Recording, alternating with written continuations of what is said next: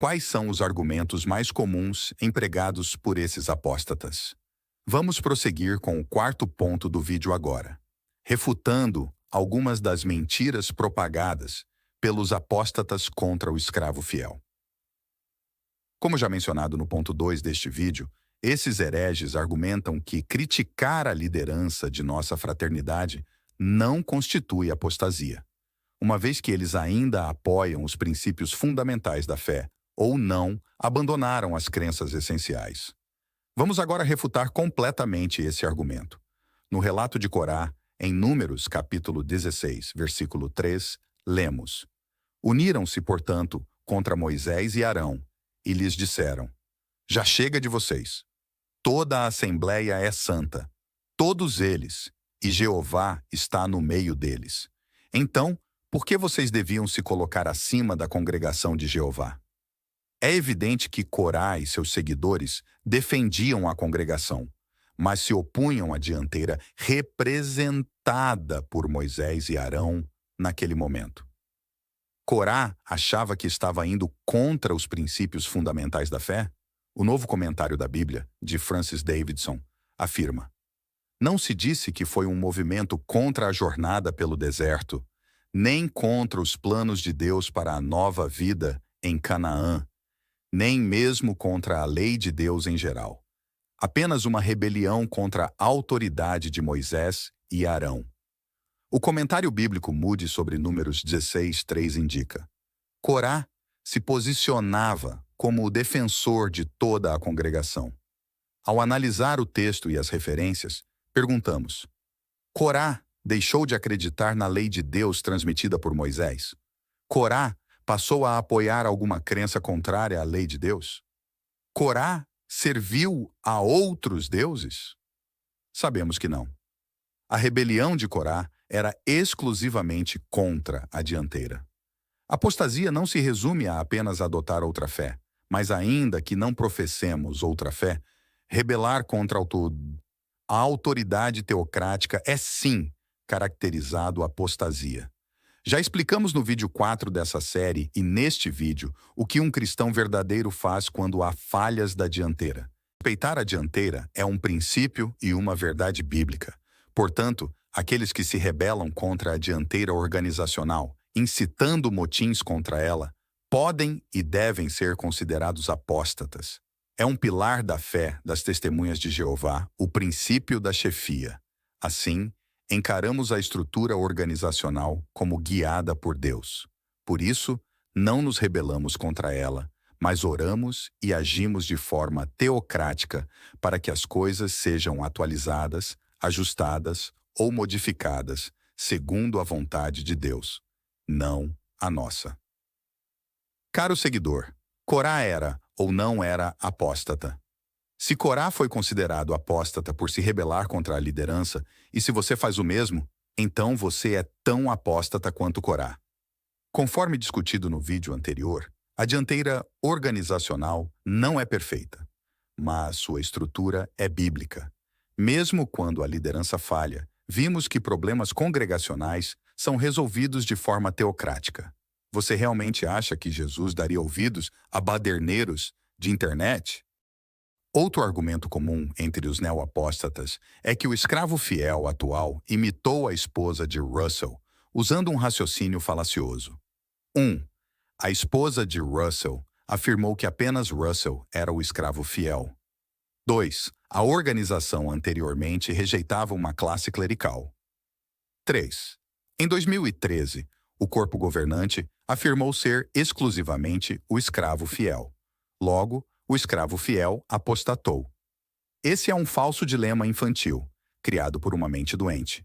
Eles sugerem que só havia duas opções. Ou o escravo fiel mantinha suas ideias anteriores, ou estaria agindo com ambição. Isso é apresentado como se não houvesse justificativa para um pequeno grupo assumir o papel de escravo fiel, enquanto a esposa de Russell desejava que somente ele fosse o escravo fiel. Em 2013, a motivação do corpo governante não guarda nenhuma semelhança com os desejos da esposa de Russell. Em 2013, o corpo governante não estabeleceu uma classe intocável, superior que desrespeita os demais ungidos e busca usurpar o poder. Veja que o corpo governante atual diz sobre os demais ungidos na Sentinela de 15 de julho de 2013, página 25, parágrafo 19. Será que o escravo fiel receberá no céu uma recompensa maior do que a dos outros ungidos? Não. Uma recompensa prometida a um pequeno grupo numa ocasião específica pode, por fim, ser compartilhada com outros. Por exemplo, veja o que Jesus disse aos 11 apóstolos fiéis na noite antes de sua morte. Jesus prometeu àquele pequeno grupo de homens que eles receberiam uma excelente recompensa pela sua fidelidade. Eles compartilhariam seu trono de autoridade régia. Mas anos depois, Jesus indicou que todos os 144 mil se sentarão em tronos e participarão com ele no seu governo. Note com atenção agora. Da mesma maneira, como registrado em Mateus 24:47, ele prometeu que um pequeno grupo de homens, os irmãos ungidos que compõem o escravo fiel, será designado sobre todos os seus bens. Na realidade, todos os 144 mil compartilharão da grande autoridade celestial de Jesus. O escravo fiel também não se considera superior aos irmãos das congregações. A Sentinela de 15 de julho de 2013, página 2, parágrafo 10, diz: esses irmãos também precisam ser alimentados espiritualmente.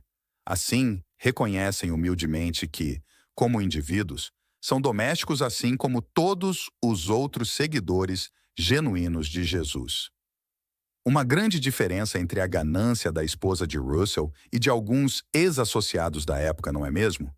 Para concluir esta questão, esses hereges apóstatas alegam que, como o corpo governante também mudou o entendimento sobre os bens do amo, e agora compreendem que não foram designados sobre as instalações da fraternidade, deveriam devolver os salões às congregações. Este é outro argumento sem sentido. Eles insinuam que os membros do escravo fiel possuem as escrituras dos salões e que, na verdade, são os donos. Essa falsidade será refutada com a seguinte informação jurídica da Associação Torre de Vigia.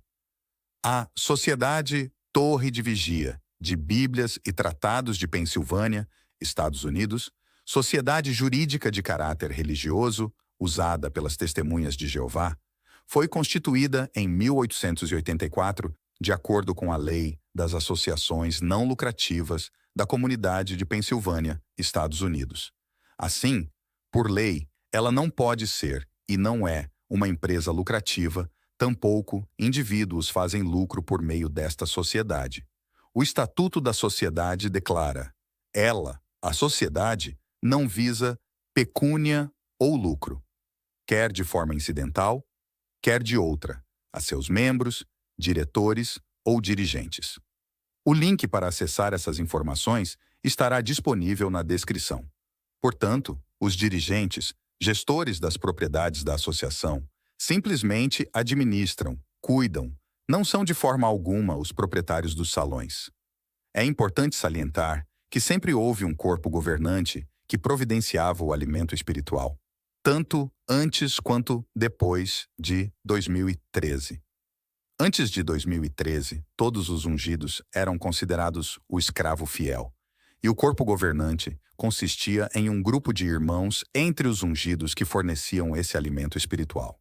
Após 2013, entendeu-se que o mordomo fiel era exclusivamente esse grupo de ungidos responsável pela produção do alimento espiritual. No entanto, como mencionado anteriormente, não ocupavam uma posição superior aos demais ungidos, apesar de suas funções distintas. A mudança foi apenas na nomenclatura, mas na prática, tudo permanece igual desde os tempos antigos. Nenhum ungido da China, Congo e Iugoslávia contatava o corpo governante para modificar doutrinas.